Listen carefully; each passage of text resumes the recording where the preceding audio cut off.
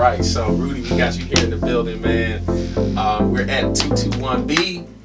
And what the first question is, I think we want to ask is, who is Rudy Youmans, man?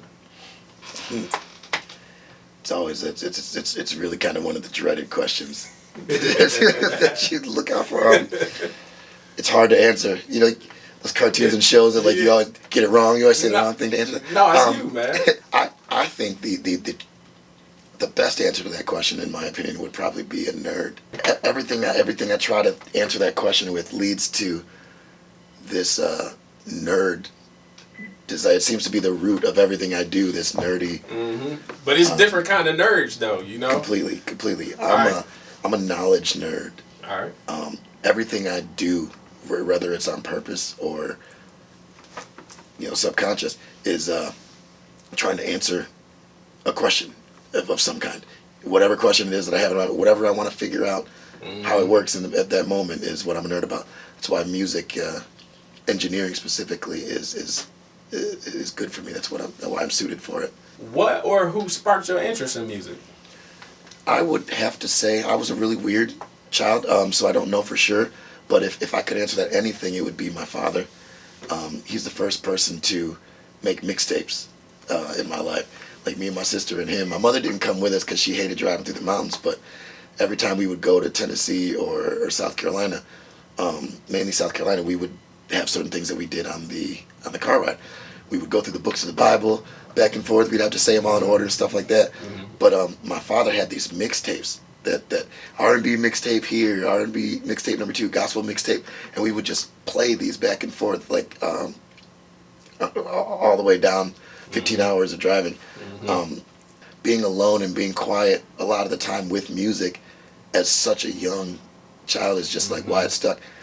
And I just remember from then on, elementary school, middle school, I was in my room as soon as I was old enough to, with headphones on, pretending like I'm conducting a choir or something that. Like it's the only thing I cared about. The only thing I would do when I was by myself. Mm-hmm. I can attest to that. My dad used to do the same thing with the mixtapes on the road trips. Mm-hmm. You know what I'm saying? With playing the Thomas Whitfield and the Rudolph Stanfield and all the great choir masters from the D. So I can definitely agree with you on that one. So you're a producer and a mix engineer. What kind of music do you normally like to produce, and what kind of music do you normally like to mix when you do? Truthfully, my favorite, without a doubt, my favorite music to produce is a pop electronic hip hop blend. Electronic music is something that resonates with me more than anything else. Not just house. A lot of people just think house music when they think electronic, but I'm light years away from that. It's almost like gospel music to me. It hits you in a different way, whether there's words to it or not. Mm-hmm. So I think that's my favorite thing to produce. That's why a lot of the songs I produced, even though I'm trying to make a hip hop beat or something like that, it always comes out a little bit pop electronic, right? Or cinematic electronic, because that's where the emotion really lies in music. To me, is the cinematic side of things, the epicness and absolutely orchestration. That's why they put it in film. Exactly. Yep. And again, that's another thing of mine is my love is, it grew from music in the background of things, is where my love for music grew. Right now it's I may not remember something we did. I made a lot of mistakes, done a lot of stupid stuff in my life, and I don't even remember. But if you tell me what song was playing in the background while we were doing it, every time. I think it was Toto Africa that was playing when we did this. It takes me right back there. The library is going to work. Yep. Yeah. As, in the 80s, being an 80s baby, it's 80s music is like that for me. Yeah, sure am. How old you are. Sure am. Man, you ain't no young tender. Not even a little bit.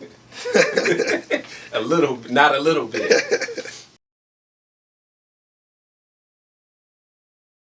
What about production? Is it kind of like the same thing, or what kind of music do you normally mix? Okay, we know you like to mix the electronic, but you get all kinds of, odd jobs, gospel.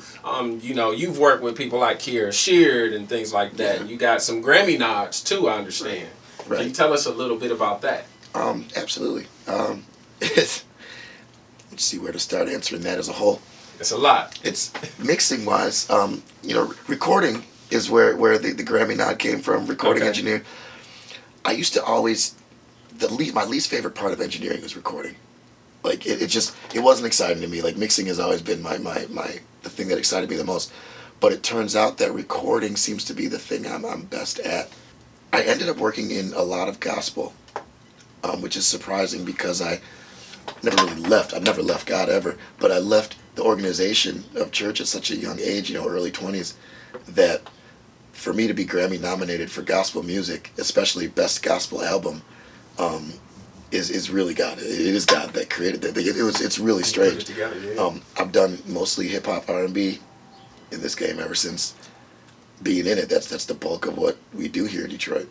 But that and gospel has snuck in there somehow, like mixing and recording gospel artists. So when I got a chance to record Kiera, working with Prevail, the guy who built this room that we're in right now, working under him and under Nolan, got me exposed to so much hip hop, but it also got me exposed to Kiera and the Clark sisters, and they came in, and I got to do a session with Nolan and the Clark sisters, and that was one of the first amazing things that had ever happened to me. I remember you telling me about that initially. Yeah, and so it's funny that I got linked up with the gospel family that you would think I'd have known because of church, through the hip hop, the street avenue.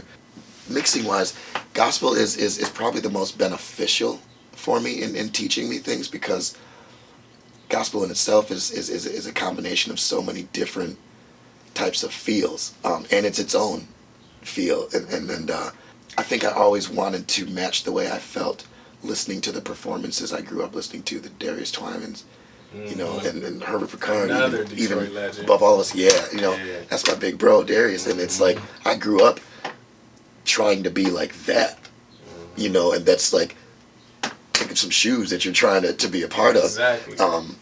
And I think I grew into wanting music to sound so amazing because I worked with so many amazing people without even knowing how amazing they were. They were just family, in our church. That I believe that might have molded my love for mixing was gospel music.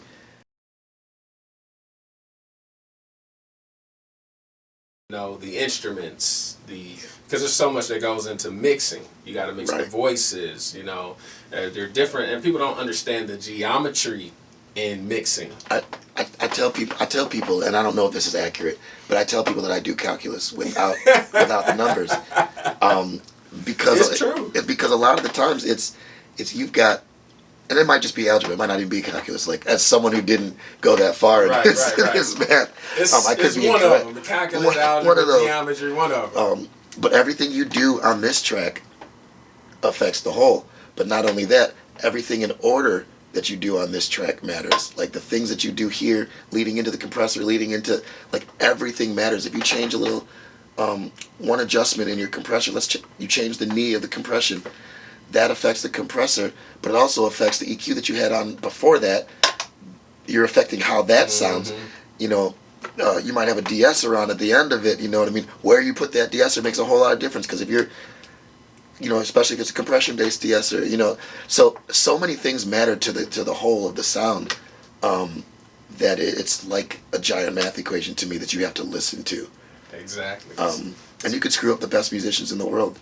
They could come in and record the best music, and you could screw it all up, and nobody likes the song. If I could, I always tell people this when they ask what mixing is, because a lot of people ask me that. Well, what is mixing anyway? Because especially in hip hop, we highly undervalue what a mix and master really is in music. Other genres don't really have as much of a problem with it, but hip hop struggles with that especially. So they ask what good is the mix for, and it's like, let's say you got to have the best. You got to choose your favorite restaurant. Not only that, you got to fly in your favorite chef from anywhere in the world to make a 7-course meal with all of your favorite things. You get to choose everything that's there. Your favorite alcohol, your favorite dessert, your favorite palate cleanser, whatever it is you're choosing this meal. And when you get the meal, the chef comes out with this giant steel bowl, sets it on the table. All of your shit is in that bowl. The dessert, the meat, the lobster, the champagne, everything is just swimming in this bowl. Like, you don't even want to look at it, let alone eat anything. Because of the way it was presented to you, it's complete garbage now. It's all your favorite stuff, but you can't even touch it, smell it, or even get near it. It's all messed up. So the mixing engineer is not only do I have to know how to display it visually, the food to you, because you want to eat it, it's got to look nice. Mm-hmm. But not only that, I've got to know what order to give it to you in. Like, you know what I mean? You eat your chocolate cake first. It's like you might not even really want the salmon. Exactly. You know what I'm saying? Like, if I don't cleanse your palate in between the salad that you had and the soup that's coming or whatever it is, you're not going to be able to taste the full flavor of the soup because you already got the Caesar dressing from your salad still on your palate. You know, you have to present the food visually and in a timely fashion, the right way for someone to enjoy it. The ears work exactly the same. Whether we know it or not, we want to hear music a certain way for it to make sense and for us to enjoy it. So if someone doesn't know how to present that to the ear properly, one of the song built to the greatest musicians in the world could be garbage and nobody cares about it.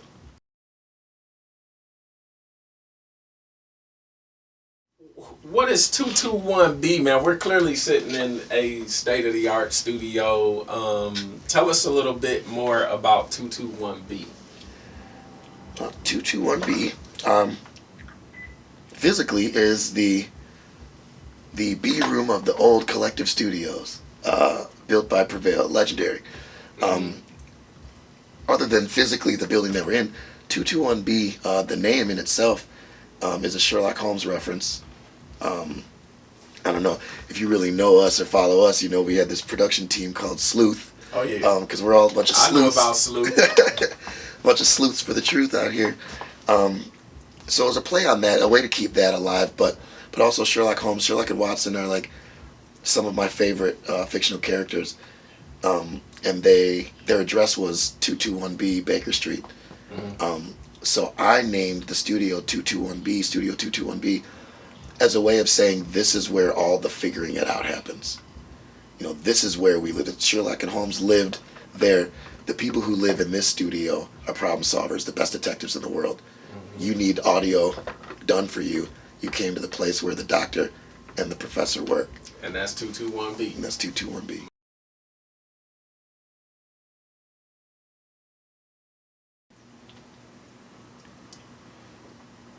My goals have changed. You know, over the years, you find yourself, as you accomplish goals, you find yourself changing them. Like Grammy nominated, and if I were to win a Grammy, that would be fantastic and everything. But you can't eat that trophy. So I really feel like as I get older, my goals are to be as successful in business as possible. I really want to have, like, 221B Detroit is what I call this place, because I want there to be a Studio 221B Raleigh. You know, somewhere where an industry also needs a little bit of assistance to get going. I'd love for there to be a 221B Houston, 221B LA. I'd love to have different franchises everywhere, because we, when I say I mean we, like the team I've been with for so many years, JR and Crawford and all these different people, we've had to do everything ourselves. Everything from the ground up. No one was there to give us any money. No one was there to give us any help. As a matter of fact, no one was there to even really tell me how to engineer. There are people, you know, that are out there, but they're helping other people, I guess, who knows. But we figured out everything we have on our own, and we've gotten everywhere we've gotten on our own. It's my goal to show as many young people as possible what the music business really is. I didn't grow up knowing that all the avenues that a sound engineer or an audio engineer could go, because here there's no media outlets. We don't make movies here. We don't make TV shows here. We don't have this booming industry of media production to where there's 1,000 jobs for audio people. Mm-hmm. So right now the audio engineers and producers are in the same boat as artists.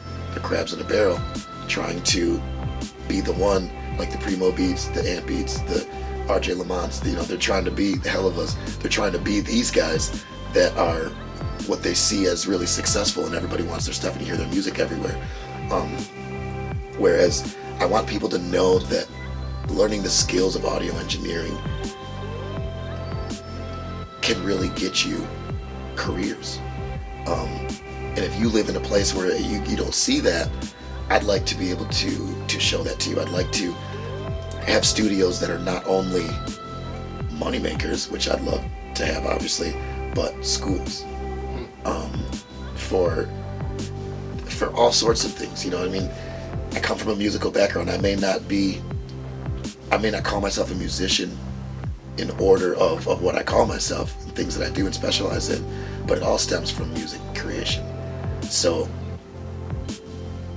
being able to spread different aspects of music creation, especially in a world where things are way more digital and it's only getting more crypto everything, you know what I mean? Right. So engineering is also changing dramatically, and the way we put things together, the programs we use and stuff like that.